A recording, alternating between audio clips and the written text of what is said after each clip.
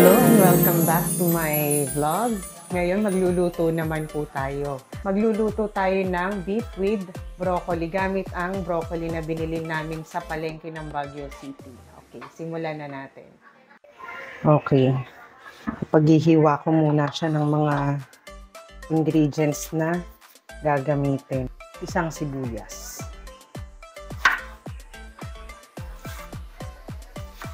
Pino lang ang pagka-chop natin. 4 na pirasong bawang. Mince lang din po ang ating bawang. Etong chopping board ko, nabili ko sa Baguio. Mahogany ang kahoy. Sa may bago pumasok ng Strawberry Farm, may mga tindahan ng pasalubong. Nabili ko lang to natawaran ko ng 300 pesos. Kung sa mall kasi bibili niya, napakamahal.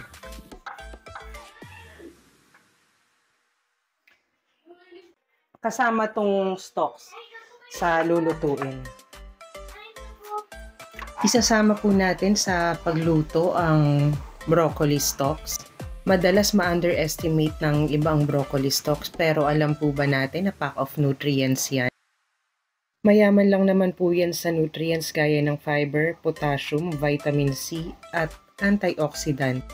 At mayroon din po yung anti-inflammatory properties.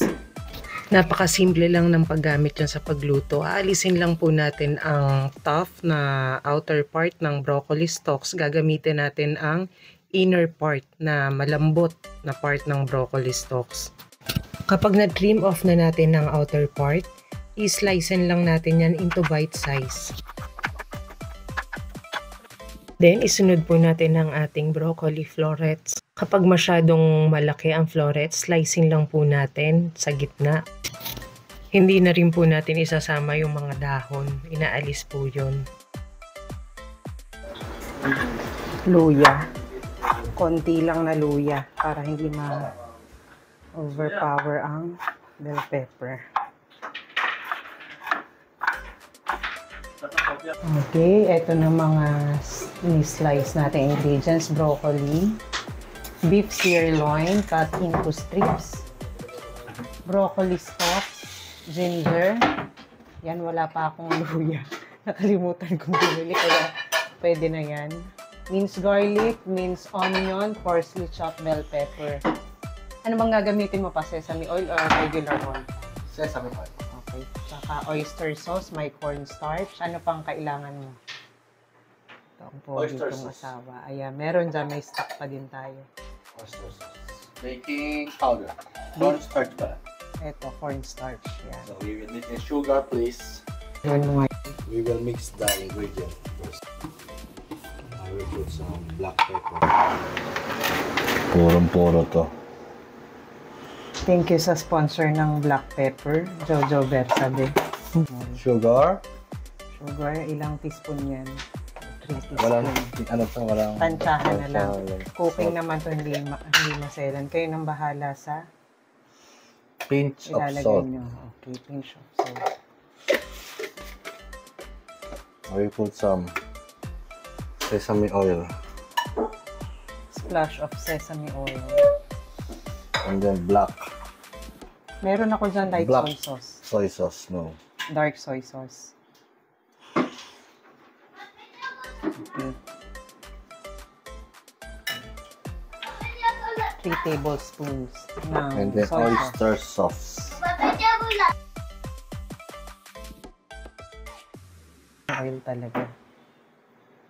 Hindi man lang ako makita sa vlog na yan. Ay, sorry. Ito.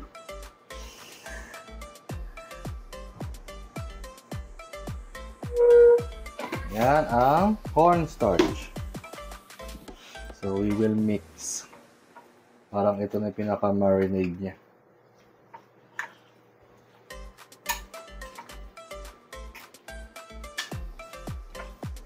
Pwede nyo lang itong tikman.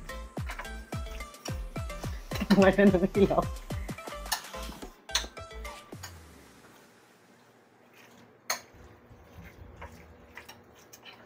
beef broccoli.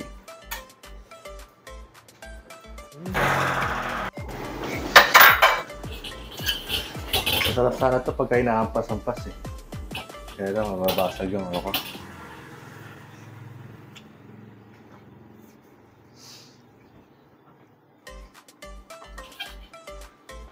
Anong gagawin mo una? Pinapainitan ko yung wok.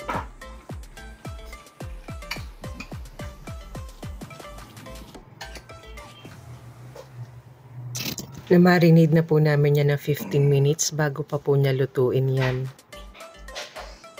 Fried ko muna yung broccoli. Piprito mo?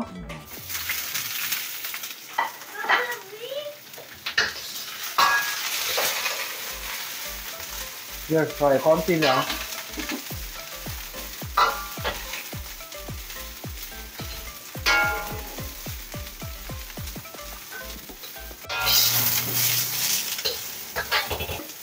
Hindi namin ito sa Baguio.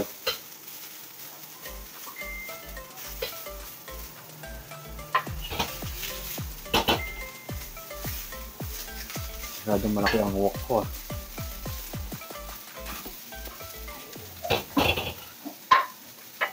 48-inch yan. 48-inch yan binili ko. At ibibili kita ng mas maliit para maibalibag mo. Bakit ni stir fry mo muna? Hindi pwedeng pagkatapos ng beef.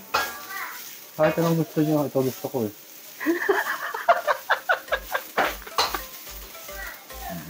Ayan.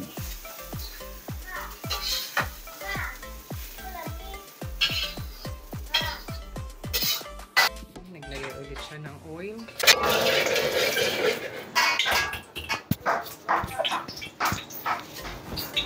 Bawang. Ay, namatay yung apoy. Luya ba? Sige, nilagyan ko na sibuyas kasi gusto ko laging may sibuyas.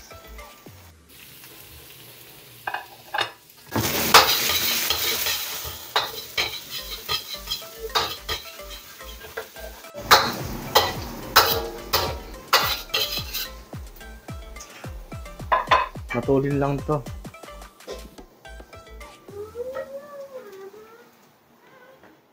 Pwede natin ilagay yung beef natin.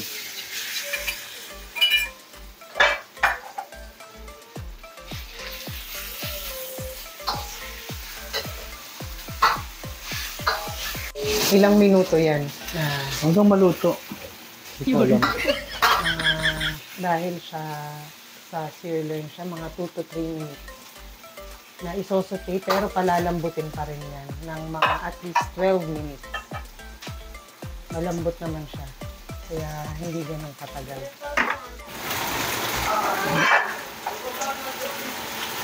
Yung cornstarch na nilagay niya, nakakatulong yung pampalapot sa ating sauce. Konting water.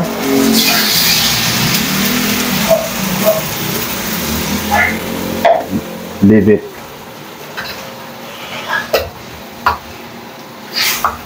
Hayaan niyo lang ng mga 10 minutes. 10 to 12 minutes para lumambot-lambot ang ating beef sirloin. Lumingit.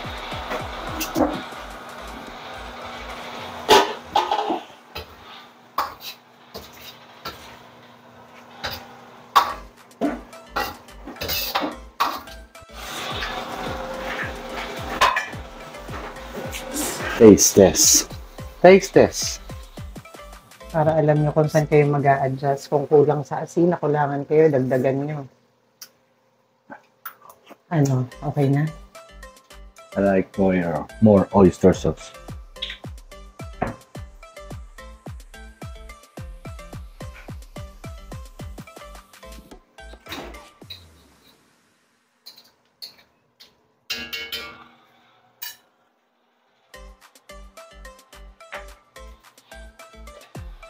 A little bit of salt again.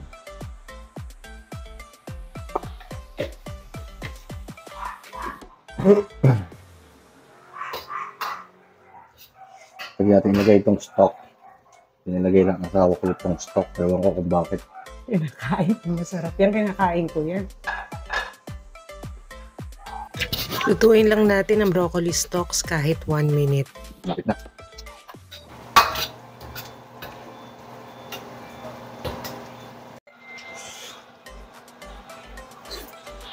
Perfect. Sarap.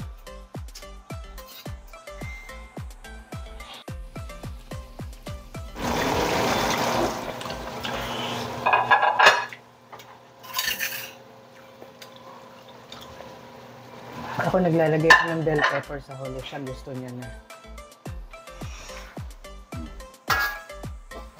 Sarap.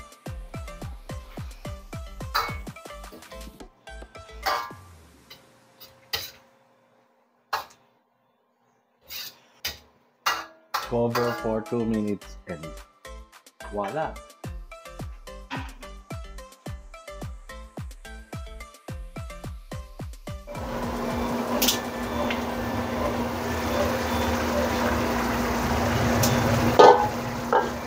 Pwede na.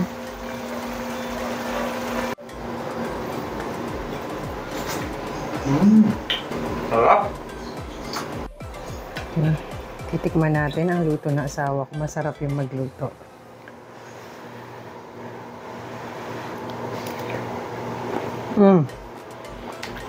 Sarap. Crunchy ang broccoli. Ang sarap.